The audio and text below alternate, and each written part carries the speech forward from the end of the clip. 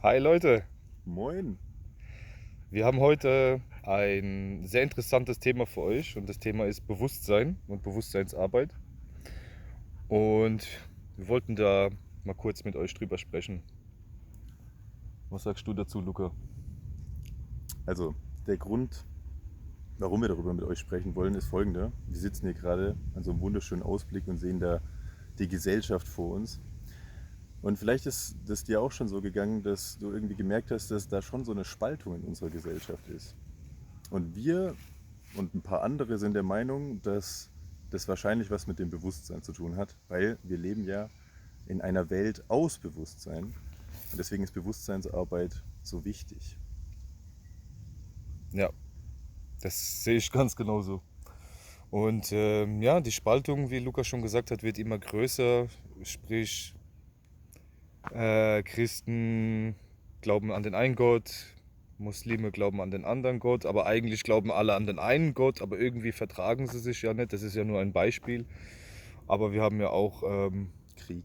Krieg und wir haben auch Krieg in der Familie. Also ich kenne das aus ganz vielen Geschichten von Freunden und Bekannten und auch aus der eigenen, dass Familienmitglieder Jahre nicht miteinander reden und irgendwann wissen sie noch nicht mal mehr, warum sie nicht miteinander geredet haben. Und wenn man den Krieg schon in der Familie oder ich will jetzt sagen Krieg, aber Konflikte. die Konflikte in der Familie jetzt schon nicht ausgleichen kann oder harmonisieren kann, wie soll man dann einen Krieg verhindern zum Beispiel? Ja. Äh, Oder Krankheiten. Oder Krankheiten, ja. Was sind denn Krankheiten da auch im Feld vom Bewusstsein? Das sind ja auch Konflikte Ja, ne? in dir drin, ja. Also insgesamt sieht es so aus, als ob alles, was in unserer Welt Leiden und Schmerz und einfach diesen unglücklichen Teil am Leben bedeuten, den anstrengenden, dass die irgendwie mit Konflikten in Verbindung stehen, die im Bewusstsein passieren. Also ob das jetzt Krankheiten sind, ob das jetzt Probleme in unserem Intellekt, mit unserem Denken ist oder ob das in unserer Bildung, in unserer Art und Weise, wie wir wirtschaften. Überall sind Konflikte und die beginnen wo? Im Bewusstsein. Was kann man da also machen? Das ist so ein bisschen die nächste Frage. Was wäre denn da eigentlich wünschenswert, wenn man sich das mit dem Bewusstsein anguckt? Das haben wir uns nämlich die Frage gestellt und das ist der Grund für dieses Video. Also ich würde sagen, sein Bewusstsein zu erweitern, auf irgendeine Art und Weise. Also ich habe für mich die Erfahrung gemacht, wenn man viel unter Stress ist und die ganze Zeit nur nachdenkt, kommt man meistens gar nicht auf die Lösung, sondern muss erstmal irgendwie eine Möglichkeit finden, sich zu entspannen, sein System runterzufahren, Rauszukommen. rauszukommen aus diesem Ja. Film, genau. Und dann zum Beispiel durch Atemmeditation oder Sport, dass man halt einfach ausgelastet ist und seinen Fokus auf was anderes legt und dann kommen die Antworten meistens von alleine. Und auch mit Emotionen, wenn man Emotionen blockiert hat, also die nicht fließen lassen kann, dann immer entspannen und dann kommen die Emotionen von alleine, meistens. Ja. Und das ist dann Spiritualität im Prinzip, dass man sich mit seinen Gefühlen, mit seinen Gedanken auseinandersetzt und auch das, was man erfährt, irgendwie versucht in die Realität einzubringen, in die Gesellschaft. Und wir haben halt sehr viel erfahren und möchten das jetzt mit euch teilen und irgendwie versuchen, Frieden zu bringen. Hm. Frieden in eure Köpfe oder In uns. in unsere aller Köpfe, ja. Ja. Also sprich, das, was ich mir wünsche, ist, dass wir einfach wieder spielen können mit dem Leben, so wie Kinder. Ich Ja, glaube nicht, dass das Leben oder dass der Sinn des Lebens daraus besteht, die ganze Zeit Stress zu haben. Das macht für mich keinen Sinn und das macht für mich auch gesundheitlich keinen Sinn. Und deswegen glaube ich auch nicht mehr an dieses Konzept von Krankheit, was wir bisher so im Kopf hatten, weil das nicht mal hilft. Das ist ja nicht mal ein hilfreiches Konzept. Also sprich, das macht sogar noch mehr Konflikte, sorgt für noch mehr Krankheit. Und letzten Endes vergewaltigen wir uns damit alle nur selber und das macht für mich absolut keinen Sinn. Ich glaube daran, dass wir die Möglichkeit haben, zu spielen, das Leben zu genießen, keine Kosten für das Leben zu haben, sondern das Leben als Geschenk wahrnehmen zu können. Und wir stehen gerade eben einfach an einer sehr interessanten Zeit, wo sehr vieles im Umbruch scheint und ich sehe sehr viel auch von den Dingen, die in der Geschichte schon negativ aufgefallen sind. Und was ich mir einfach wünschen würde, wenn ich so alles sehe, ist, dass wir genau jetzt einfach auch die Chance packen und über Dinge reden, die uns wichtig sind und Dinge mit in den öffentlichen Gesprächsverkehr bringen, die einfach frei machen und Frieden stiften. Ja, Mhm. spielend. Genau. Was ich auch beobachtet habe, ist zum Beispiel gerade, wenn man jetzt Konflikte sieht, Ukraine-Konflikt zum Beispiel oder so. Ich sehe, viele Menschen wollen helfen. Sie schicken ja Klamotten und was auch immer, Hilfsgüter. Aber ich finde, damit ist halt nicht genug getan, weil wir haben hier auch Konflikte. Und wenn die Leute wirklich nur, oder wenn wir alle halt einfach wirklich nur Hilfsgüter schicken, anstatt uns wirklich mal Gedanken zu machen und darüber zu sprechen, wie wir solche Konflikte in Zukunft verhindern, dann wird sich was ändern. Ansonsten wird sich das immer weiterziehen. So bin ich der Meinung. Ja, das kennen wir ja. Also sprich, Ja. es muss irgendwie jemand was machen. Und jemand, das sind wir. Also sprich, jeder, der irgendwie das Gefühl hat, da geht noch mehr einfach als das, was wir bisher so gelebt haben. Das geht besser, was wir bisher so gelebt haben. Nicht, weil es unbedingt schlecht war, sondern einfach, weil noch nicht alle von uns wirklich jeden Tag Glück empfinden können. Hm. Und das beeinflusst uns als Gesellschaft natürlich enorm. Deswegen haben wir auch sowas wie diese gesellschaftlichen Probleme und keine Gemeinschaft. Obwohl wir eigentlich alle eine Gemeinschaft wünschen. Hm. Deswegen auch da eine Frage, was bringt dich als Mensch denn eigentlich dazu, über sowas nachzudenken, über das, was wir hier gerade vorschlagen? Was ist denn dein Warum? Mein Warum Hm. ist einfach,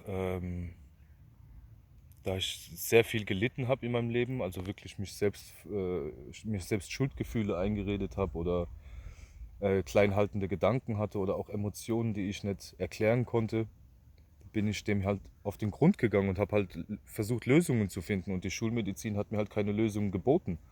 Also habe ich halt andere Wege gefunden, Alternativmedizin oder halt die natürliche Medizin, also was eigentlich wirklich angeboten werden sollte, die Pflanzenmedizin aus der Natur, da kommt ja auch alles.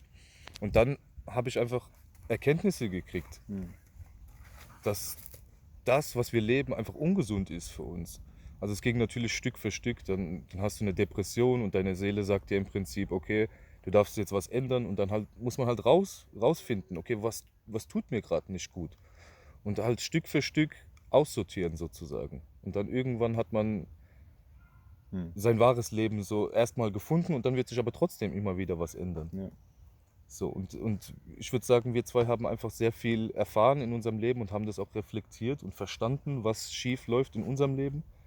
Und dadurch kann man halt auch sagen, dadurch, dass wir alle miteinander verbunden sind, energetisch und geistig, haben wir alle das gleiche Problem. Ja, das ist ein gutes Stichwort, weil das bringt mich auch zu meinem Warum. Und ohne das jetzt großartig auszuweiten, ich habe mich mein ganzes Leben lang schon, und ich betone das, so gut wie mein ganzes Leben lang schon sehr, sehr, sehr stark mit der Thematik Selbstmord beschäftigt.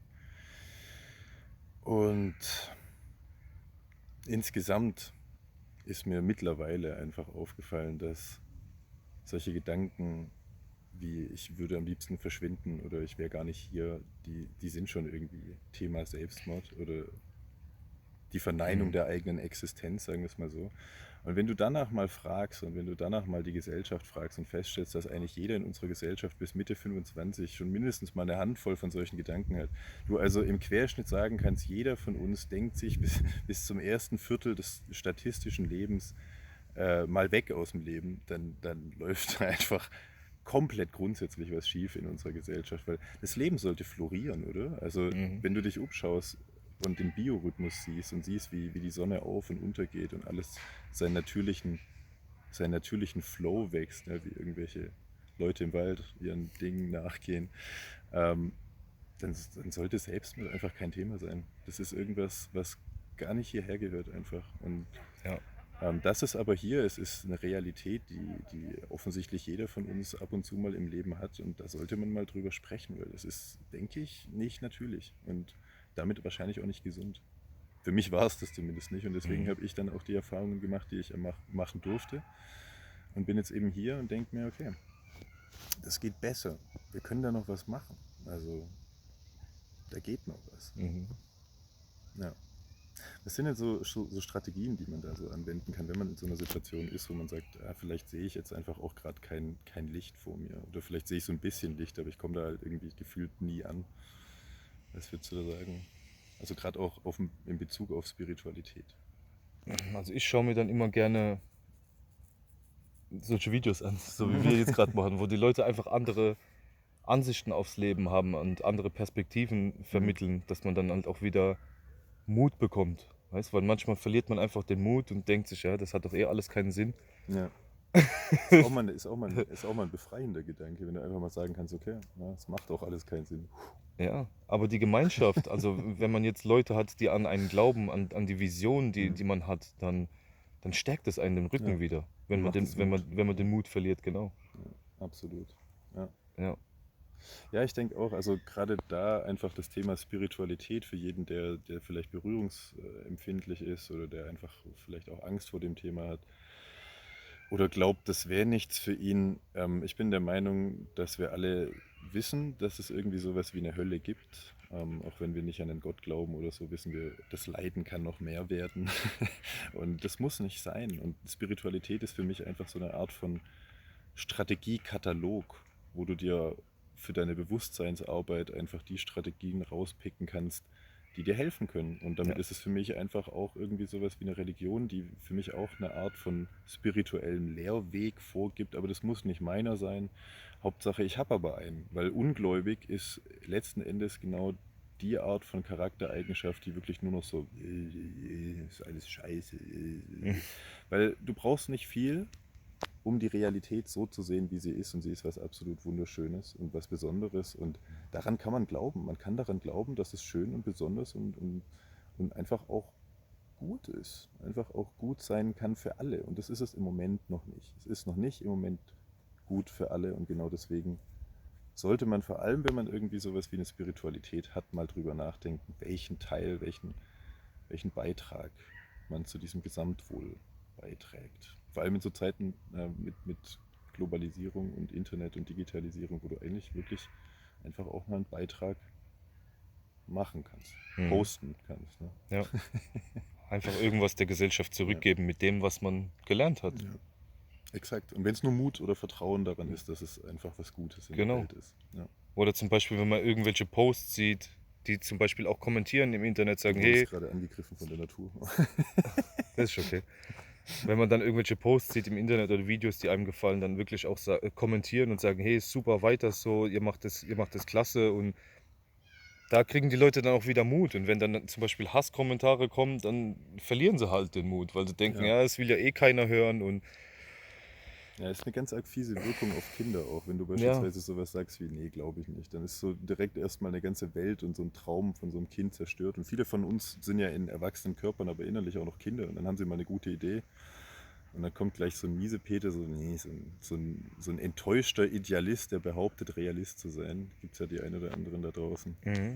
aber da hilft mir zum Beispiel immer wieder das Spiegelgesetz, also die Spiegelgesetze. Und wenn ihr die noch nicht kennt, könnt ihr die im Internet nachlesen. Das sind 4 Stück. Und im Prinzip ist alles, was jemand zu euch sagt, seine eigene Meinung. Also wenn jemand sagt, das funktioniert nicht, das wird niemals funktionieren, dann ist es sein Glaube. Also er beschränkt sich selbst darauf, dass es für ihn niemals funktionieren wird. Ja. Aber wenn ihr ihm jetzt glaubt, dann beschränkt ihr euch auch auf seinen Glauben. Ja. Und Und wenn ihr in der Community seid von solchen Menschen, dann passt ihr euch der Community an und dann entsprechend dann einfach auch euer Glaubenssystem. Und das sorgt dann für Statistik. ja, Ja. Deswegen haben wir uns jetzt Folgendes überlegt, weil wir wollen ja einen Beitrag leisten, wir wollen was machen, wir wollen nicht nur rumsitzen und meditieren, sondern wir wollen auch Gehmeditation machen, rausgehen sozusagen, Rausgehmeditation, sowohl digital als auch analog. Wir haben uns jetzt Folgendes überlegt, weil wir das kombinieren wollen. Wir leben hier im Raum Stuttgart und im Raum Stuttgart gibt es ja auch die ein oder anderen, sagen wir mal, großspurigen Menschen, die irgendwie angeblich einen Einfluss auf diese Welt haben. Und wir haben uns überlegt, wir gehen da einfach mal hin und fragen die einfach mal so ein paar Fragen, wie ein Interview zu so ein paar Themen, die unserer Meinung nach wichtig sind, selbst wenn sie auch mal ein bisschen unangenehm sein können. Und sonst aber natürlich auch einfach so Menschen wie dich und mich, also so wie wir, einfach so auf der Straße. Es könnte ja so sein, dass wir uns mal begegnen und dann einfach mal fragen, wie es dir geht. Und wäre dann cool, wenn du was antworten würdest. Weil können- ansonsten wird es vielleicht peinlich. Ja, wir könnten uns aber auch verabreden. Also wenn irgendjemand ein Interview machen möchte, können wir gerne drüber reden. Auf jeden Fall fangen wir jetzt an Ja. und wir lassen uns nicht aufhalten, weil wir haben praktisch betrachtet nichts Besseres zu tun, außer mal ein paar Themen anzusprechen, die uns durch den Kopf gehen. Und das ist unsere Bewusstseinsarbeit. Und wenn du auch irgendwas für dein Bewusstsein tun willst, wenn du auch eine Bewusstseinsarbeit machen willst, dann ist Spiritualität auf jeden Fall was, wo du dich öffnen solltest und darfst. Und ansonsten frag Menschen, die sich mit Bewusstseinsarbeit beschäftigen. Wir beide können da mit dazu. Ansonsten gibt es da mittlerweile aber auch ganz schön viele und das ist ein mega spannendes Thema, vor allem wenn es darum geht, glücklich, frei und ja, wieder Kind sein zu können. Hm.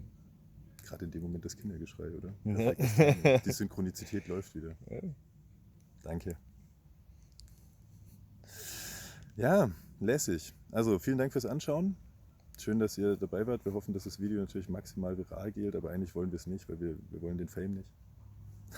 Ja. Und wenn ihr auch wieder spielen wollt und wisst aber nicht, warum ihr das nicht könnt, oder ihr wisst und wollt es Ausprobieren. überwinden oder ausprobieren, Oder ihr braucht einfach, meldet euch. braucht einfach ein bisschen Mitspieler. So. Dann, wir spielen auch gern. Mamas Tee. Wir sehen uns wieder. Ciao, ciao. Warte, ich will noch einen coolen Abgang. So. Okay. Heute ist nicht alle Tage. Wir kommen wieder. Keine Keine Frage. Frage. Bye, bye.